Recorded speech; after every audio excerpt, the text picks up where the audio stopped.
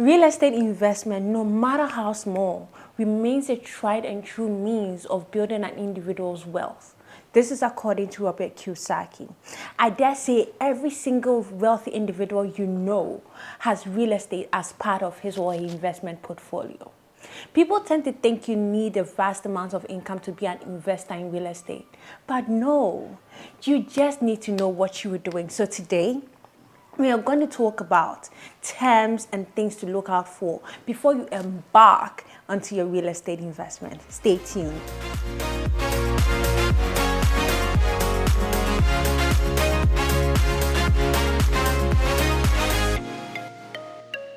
Let's get right into it. The first thing that you want to assess is the return on investment, also known as the ROI. The ROI assesses the profitability of the investment from start to finish, from you getting into it to you getting out of it. So let's take an example. You bought a property at, let's say, East Legon, School Junction or East Legon Hills for $120,000. After a year, you sold that property for $150,000. Your profit from this would be $30,000. That is $150,000 minus $120,000. To calculate your ROI, that would be $30,000 divided by your cost stroke initial investment times 100, i.e., 30,000 divided by 120,000 times 100, giving you 25%. 25% would be your return on investment in this case. Got it? The next thing would be the horizon. If somebody promises you that this property over here is yielding for you an ROI of X or Y%, the next thing you ask the person is over what horizon? Over what time period? That's what we mean. Is it going to take you 1 year, 2 years, or even 10 years to reach that investment horizon? You should know this. This will give you an indication of what you should invest in. Should it be that you want something that is yielding a return in 2 years, then you don't go for something on the outskirts of town. If you are looking for a return of let's say 10% within a year, you have a good idea of the locations that you should be aiming for and therefore how much of an investment that would be required of you. As an investor in real estate, you should look to have a diversified portfolio, meaning there should be stuff that are earning for you in 1 to 3 years. There should be property that is earning for you between 3 to 5 years, and those that are longer out, i.e. up to even 10 years. That way you're able to max out and get the most value out of your investment portfolio over the long haul. Now let's talk about appreciation, also known as value appreciation. This is a measure of the increase in the market value of the property over time. So let's say you bought this land for $50,000 in a particular location. Then 2 years down the line, that same property is going for $60,000. The value appreciation over the 2-year period is $10,000. To find the rate is $10,000 divided by initial amount of $50,000 times 100. That means that over the 2-year period, this property has increased by 20%. When you're going to look for property, have a good understanding of the value appreciation of the property over a period. 2 years ago, how much was it worth? 3 years ago, how much was it worth? And what is the market value today? This gives you a good indication as to whether or not your return on investment is realistic and how good the property will fare for you over the long haul. So like I said, property appreciation. Now it is possible for property to decrease in value, what we call depreciation. This isn't the norm. People would think that, oh, every property appreciates. No, that's not true.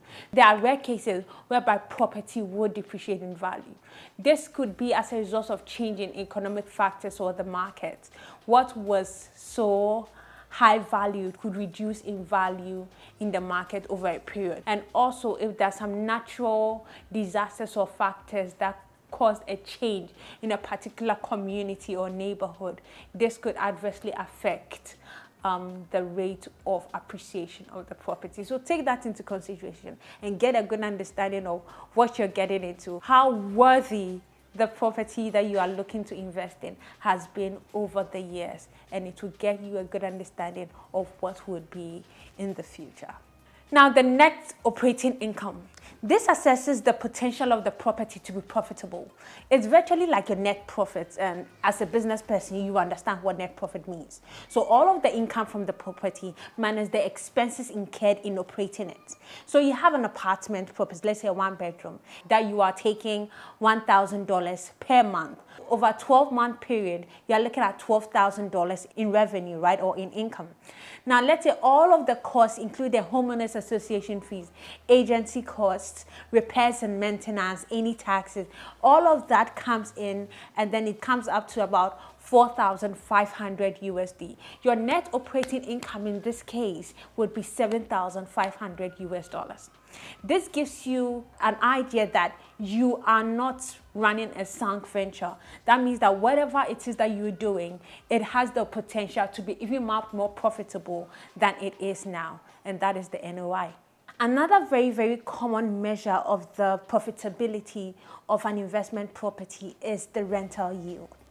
What the rental yield seeks to do is to give the income of the property as a percentage of the initial investment or the cost of the property. So let's say this property, or our favorite property as we've been saying, is yielding $12,000 in a year, i.e. $1,000 a month, and it was initially gotten for 150,000 USD. So in calculating the rental yield, that would be 12,000 divided by 150,000 times 100. This gives you an amount of 8%. So you have a property that is giving you a rental yield of 8%, and you have another property that is giving you a rental yield of, let's say, 12 or 11%.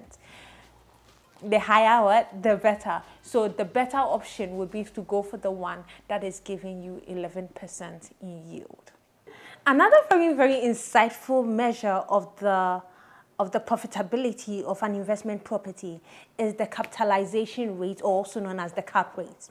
Now, what the cap rate does is to give you the annual rate of return based on the net operating income.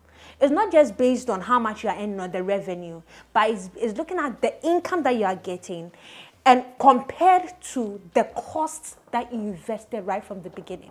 So with the example that I gave earlier, this we are talking about a net operating income of 7,500 USD. Let's say you bought this same property at $150,000. So 7,500 USD divided by $150,000 times 100 gives you the cap rate. In this case, the cap rate is 5%. The higher the cap rate, the better it is as an investment opportunity. This way, if you are measuring two properties, you know which one to go for. The last thing we are going to talk about today is the gross rent multiplier. What this metric does is to assess how long it will take for the property to pay for itself. So it's measuring the costs in line with the revenue. So it's measured as the cost divided by the revenue of the property, and it's measured in years. So let's say our property of $150,000 gives you rental income of $12,000. When you cancel it out, it comes 12.5. That means it will take 12.5 years for this property to pay for itself. Generally, in comparing two or more properties, the lower the number of years, the better the property investment is. So these are different ways that you can seek to measure your property investment before you embark on it. Don't just take things on face value. Find out all these metrics and assess which one worked for you. The more the property ticks these different boxes, the better it is. So always don't look at the cheapest. It's not about the cheapest. It's not about the one that is giving you the highest income, but assess this in detail and you'd find the property that will work best for you over the long haul. Do well to like, to subscribe, and turn on the notification button so that immediately we churn out something, you'll be the first to know. And do well to share this so that your friend and family don't make rash investment decisions in real estate. Thank you for joining me today.